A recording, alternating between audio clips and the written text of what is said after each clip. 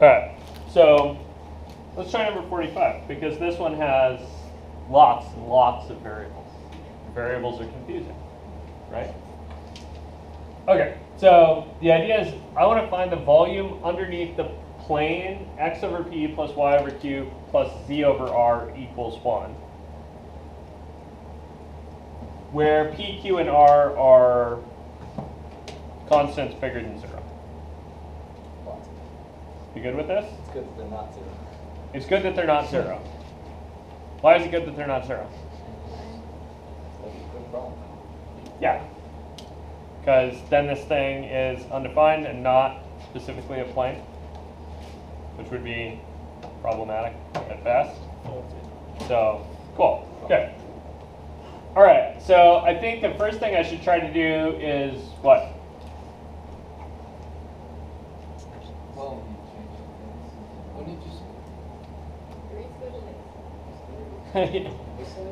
That's a great idea. Let's set up 3 squigglies.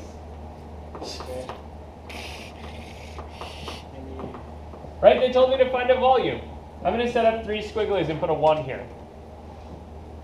nice. Oh, because it equals 1. Because at least I know that volumes come from triple integrating 1, right? What else could I have set up here?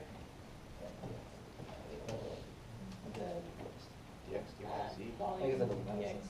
Or D, and then Oh, yeah. And then here I should maybe pick a coordinate system. Is that going to be convenient in spherical, cylindrical, Hell no, not rectangular? This is a cone. It's not really convenient anywhere, right? Yeah. But they said it was a plane, so probably Cartesian? Yeah. It's a clone, is it? So, and I'm throwing dx dy dz here, but I'm really using a pencil, right? Yeah. Like, that might have to change. Yeah. Although, this thing's horrible kind of everywhere. The bottom limits, shouldn't the bottom limits always be 0 since it's going between the coordinate plane and whatever that plane is? I don't know, I need a picture. Yeah. Since P, Q, and R are above 0. Yeah. Since p, q, and r are above 0, how the hell do you draw that thing? The section of a cube isn't just an infinite planes in every direction. That's in, well, yeah, it's just an infinite plane. What is the hyperbola of machine over? No, it's plane. It's plane. It's definitely a plane. They told me it was a plane, and I believed them. But yeah, I believe them because it's X, Y, and Z are this kind. X, Y, and Z first order, right? Okay, it's first. That's why I'm missing. Okay. So this looks and feels like a line, right? Okay. But it's not because it's a plane. Okay, that's settled. It's plane still.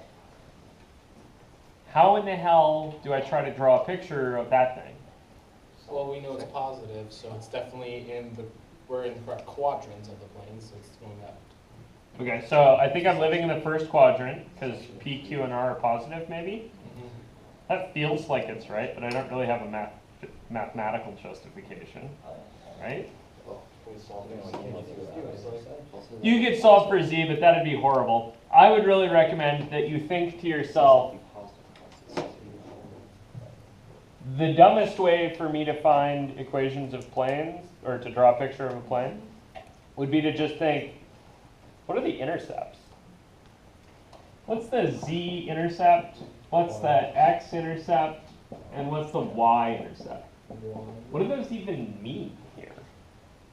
Or the plane crosses the x-axis, y-axis, or the z-axis. Yeah, those are across the axes, right? If I can get 3 of them, I can draw a picture connecting 3 dots, which will be the plane.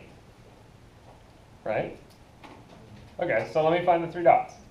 So, a z-intercept, that's where it hits the z-axis, right? Yep. What's the equation for the z-axis? X and y are both 0, right?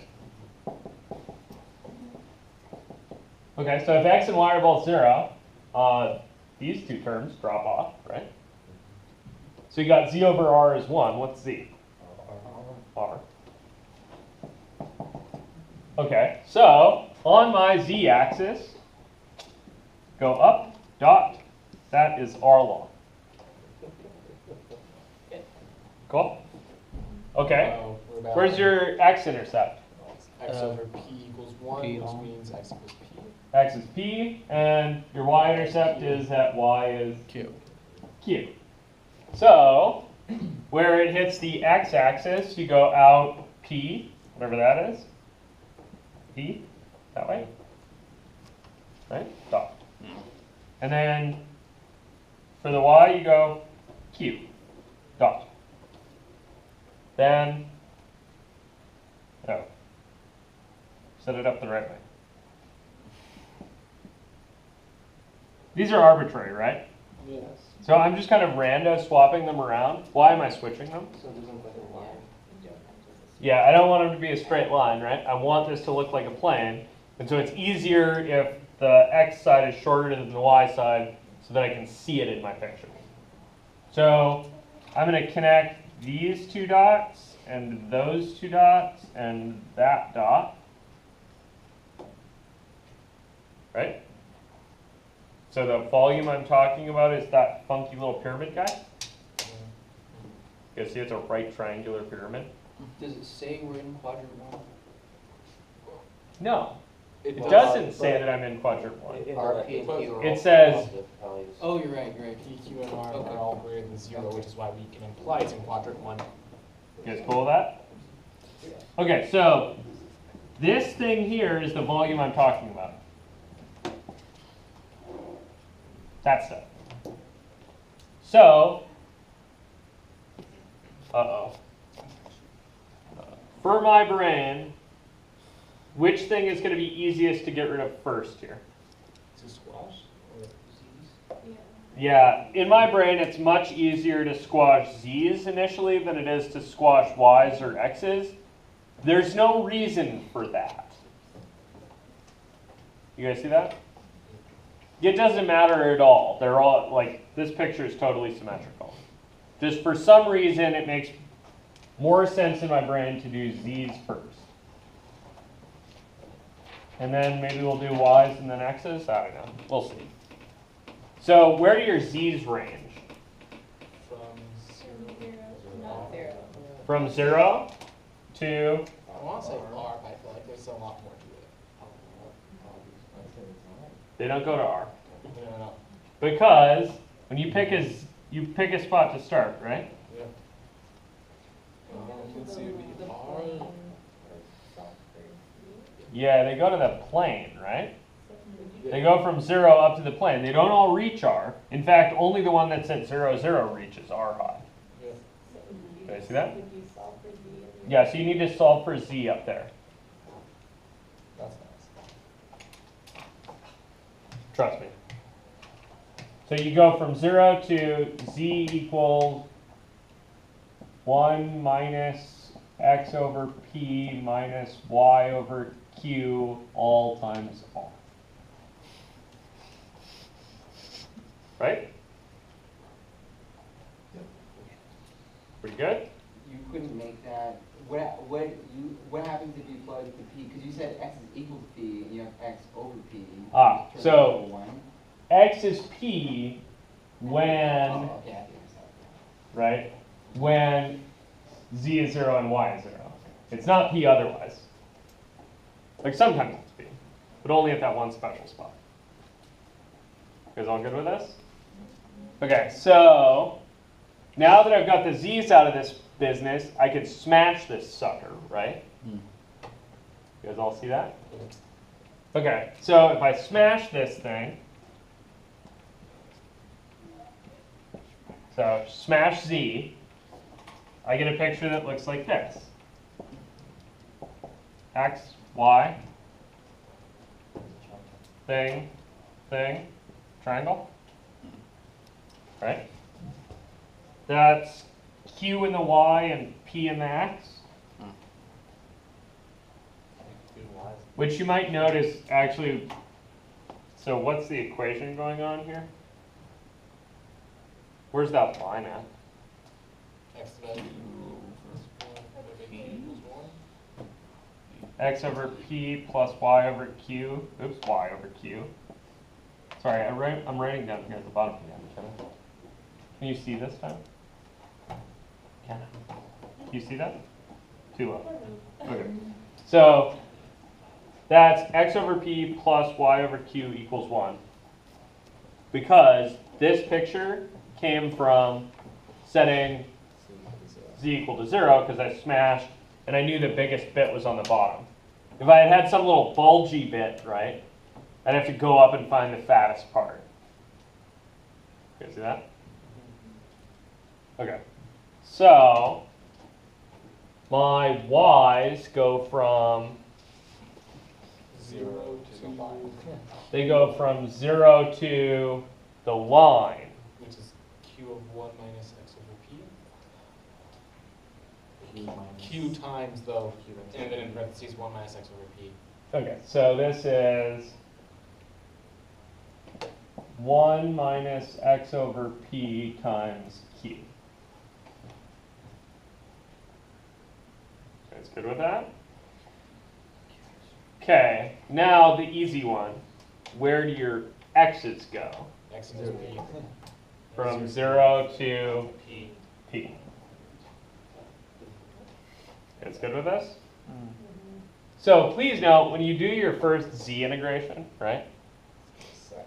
You really end up getting the integral from 0 to p and the integral from 0 to q minus qx over p of 1 minus x over p minus y, oops, I don't know why I keep writing that one upside down, y over q times r dy dx.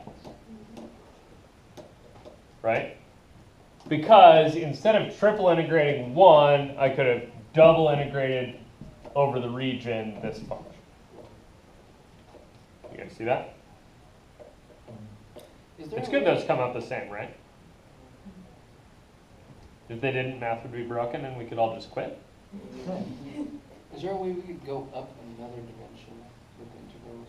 Sure. And turn the 1 into an integral? Yeah. Have that. The units get weirder. But yeah, those things make sense. You just would need a situation in which the units made sense to do that with. Give me a minute later and I'll come up with one for you. I don't have a good example for that off the top of my head. Obviously, we do triple integrals of density functions fairly often, but we don't really do quadruple integrals of density functions because it sort of stops making sense. You could think about that as like, you have a density function that changes over time, and so you'd integrate over volume and time, and then you'd get some kind of total mass, maybe ever. That would be weird. For the period of time the base on our integrals. Yeah. You guys good with this? So you get this, and then you do this, right? You all can do this. I mean, You just have to keep it, like, just be calm with all the frigging variables, right? yeah. As long as you're calm, everything will be okay. The minute you let the fact that there are 6 variables creep into your head, you're going to be done. Actually, I already got rid of 1, right? Here I'm at 5, right?